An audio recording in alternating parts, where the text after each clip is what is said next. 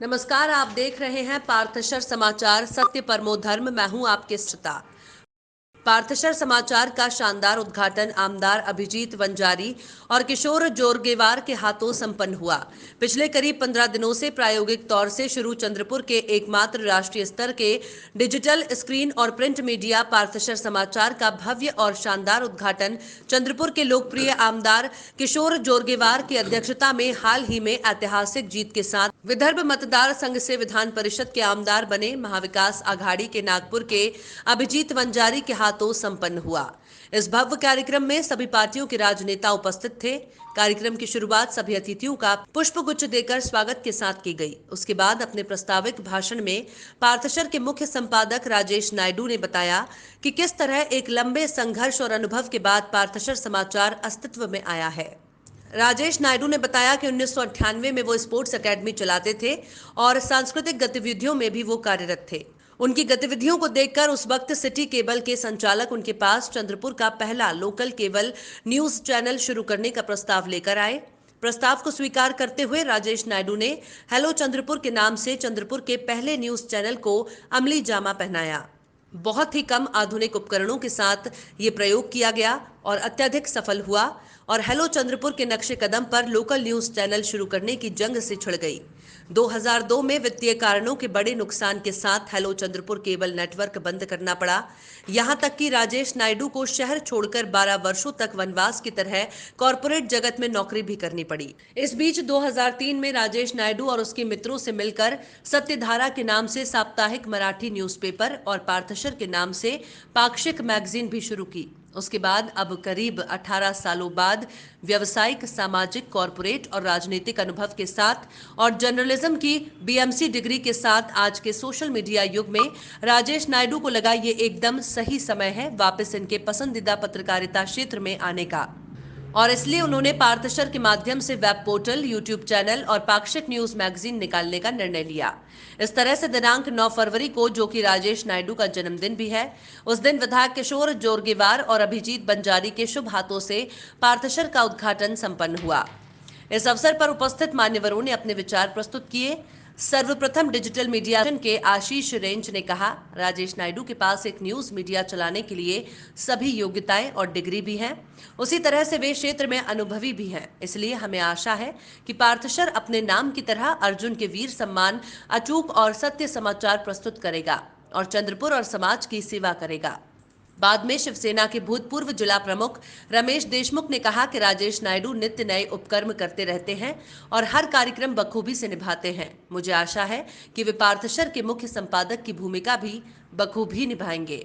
उनके बाद वडगांव प्रभाग के नगर सेवक और जन विकास सेना के संस्थापक पप्पू देशमुख ने भी राजेश नायडू की तारीफ करते हुए कहा कि हमने भैया को देखकर बहुत कुछ सीखा है। ये बात अलग है कि पिछले चुनाव में हम एक दूसरे के प्रतिस्पर्धी थे और आगे भी रह सकते हैं, मगर मैं तहे दिल से पार्थशर को शुभकामनाएं देता हूं।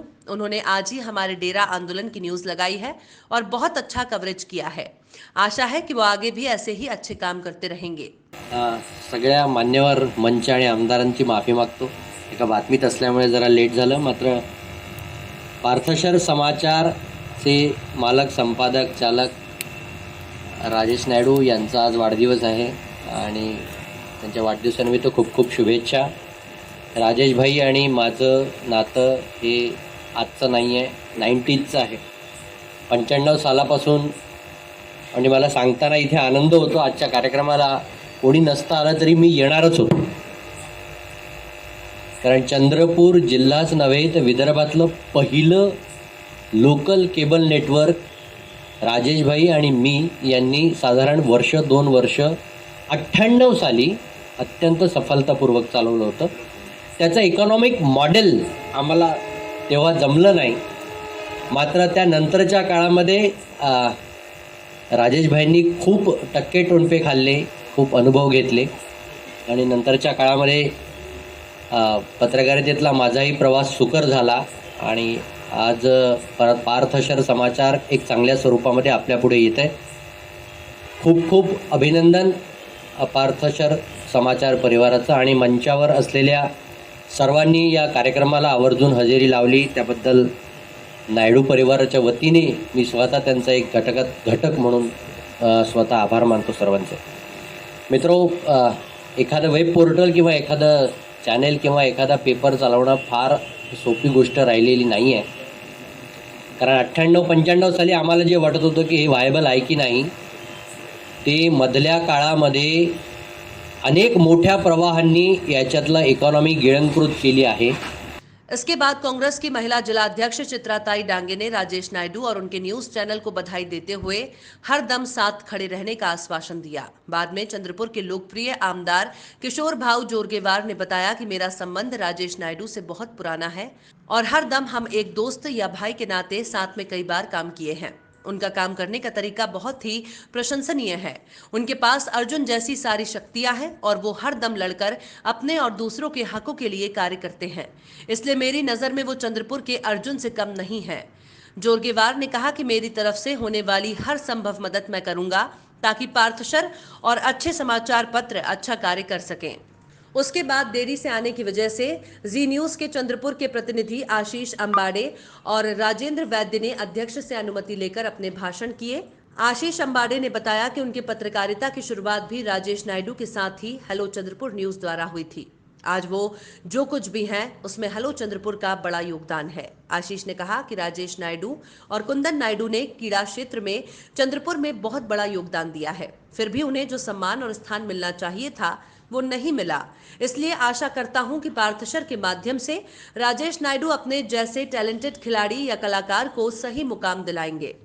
आशीष के इस वक्तव्य के बाद राजेश नायडू ने वहां उपस्थित दोनों विधायक किशोर जोरगेवार और अभिजीत बंजारी से ये मांग की है कि महाराष्ट्र में जिन खिलाड़ियों को शिव छत्रपति पुरस्कार मिला है उन्हें पेंशन मिलनी चाहिए, क्योंकि आज भी राज्य की और देश की क्रीड़ा के माध्यम से कई साल सेवा करने के बावजूद सैकड़ों खिलाड़ी एक वक्त के खाने के लिए भी मोहताज हैं. सामने जरूर लाएंगे, मगर मैं भाऊ से एक विनंती करना चाहूंगा. किशोर भाऊ, बहुत ही इंपॉर्टेंट बात आपको बोल रहा हूं मैं. उद्धव साहब तक भी मैंने बात पहुंचाने की कोशिश किया हूं, वहां तक पहुंच पाएंगे कि नहीं पहुंच पाएंगे मालूम नहीं, मगर आप दोनों हमारे भाई जैसे हो. कुछ नहीं, मैं स्पोर्ट्स फील्ड से हूं और स्पोर्ट्स फील्ड के लिए मैं आपसे कुछ मांग नहीं कर रहा हूं. आप लोग देखिए, आप विधानसभा में विधान परिषद में कभी मांग नहीं उठा सके. अभी महाराष्ट्र में शिव छत्रपति पुरस्कार थी 500-550 है, बहुत ज्यादा नहीं है. और सर आपको बता दूं, आज भी वो शिव छत्रपति पुरस्कार थी एक समय के खाने के लिए मोहताज है. मैं आपको ऐसे कम से कम 100 से अधिक शिव छत्रपति पुरस्कार्थियों के लिस्ट दे सकता हूं. सर, अगर महाराष्ट्र सरकार शिव छत्रपति पुरस्कार्थियों को एक छोटा सा पेंशन अगर लागू कर सकती है, सर महाराष्ट्र का ये राज्य शिव छत्रपति के नाम से चलता है. अगर हम शिव छत्रपति पुरस्कार्थी को एक छोटा सा पेंशन अगर हम लागू कर सके, कोई बहुत बड़ा बोझ नहीं पड़ेगा सरकारी खजाने पर. मगर सर, आप दोनों के हाथ से ये जो काम होगा तो ये पूरी आने वाली पीढ़ियां याद रखेंगे आप लोगों को. तो मैं तालियों की गुंज चाहूंगा दोनों भाइयों के लिए कि जो ये निश्चय कर रहे हैं कि ये बात जरूर उठाएंगे. और धन्यवाद आशीष.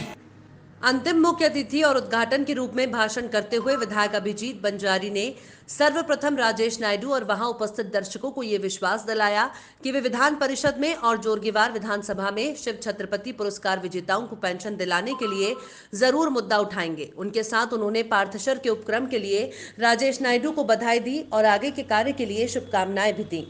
विधायक अभिजीत बंजारी, किशोर जोरगेवार और चंद्रपुर की महापौर राखीताई कंचर लावार और नवनिर्वाचित स्थायी समिति के सभापति रवि आसवानी ने रिबन काटकर पार्थशर समाचार का विधिवत उद्घाटन किया, जिसके बाद उपस्थित लोगों ने बुके देकर राजेश नायडू को जन्मदिन की बधाइयां दी. इस मौके पर लोगों द्वारा लाए गए केक काटकर राजेश नायडू ने अपना जन्मदिन मनाया.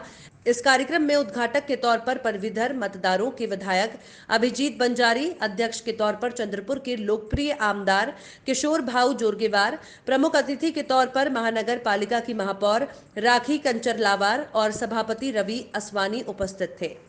उसी तरह से विशेष अतिथि के तौर पर शिवसेना के माजी जिला प्रमुख रमेश देशमुख और सतीश भिगवड़े, राष्ट्रवादी कांग्रेस के जिलाध्यक्ष राजेंद्र वैद्य, बीजेपी के जिलाध्यक्ष देवराव भोंगड़े, शहर जिला अध्यक्ष डॉक्टर मंगेश गुलवाड़े, सभापति शिवसेना के सुरेश पचारे, शिवसेना के माजी शहर प्रमुख मनोज पाल, भूतपूर्व नगर सेवक आकाश साखरकर, वर्तमान नगर सेवक पप्पू देशमुख और अजय सरकार, कांग्रेस महिला जिलाध्यक्ष चित्रा डांगे, इंजीनियर दिलीप झाड़े, जितेंद्र चोरडिया और प्रदीप ठक्कर मंच पर उपस्थित थे.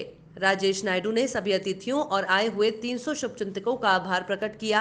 कार्यक्रम को सफल बनाने में सर्वश्री कुंदन नायडू, सुमित बुटले, सैयद आफ्ताब, अनिल ददगाड़, विनोद निखाड़े, प्रतिमा नायडू, प्रजेशा नायडू, राहुल द्विवेदी, श्रुति, हिना मोनू, आनंद इत्यादियों ने अथक परिश्रम किया। चंद्रपूरमध्ये आणि पत्रकारितेमध्ये ज्याला इंटरेस्ट असतो तो पुन्हा आपल्या मूळ व्यवसायाकडे किंवा त्या आवडीकडे वळत असतो। याचं उदाहरण म्हणजे राजेश नायडूजी। खरं म्हणजे राजेशजींनी जो संघर्ष केला, अजय भाऊंनी या ठिकाणी, आशिष भाऊंनी या ठिकाणी सांगितलं की अत्यंत संघर्षामधून या परिवाराने चंद्रपूरमध्ये आपलं बस्तान मांडलं आणि वेगवेगळ्या क्षेत्रामध्ये अत्यंत चांगलं काम करून दाखवलं। राष्ट्रवादी काँग्रेस पक्षातर्फे शुभेच्छा देतो आणि दिवसेंदिवस चंद्रपूर जिल्ह्याच्या विकासाचे प्रश्न असो, इथे जे काही अन्याय सुरू आहे, अत्याचार सुरू आहे किंवा जे काही इथे आता किशोर भाऊंना दारू पकडावं लागत आहे आणि तरी कारवाई होत नाही, ही शोकांतिक आहे। ही गोष्ट अशा निर्भीड वृत्तपत्रातून किंवा यांच्या चॅनलच्या माध्यमातून आपण उचलून धरली पाहिजे।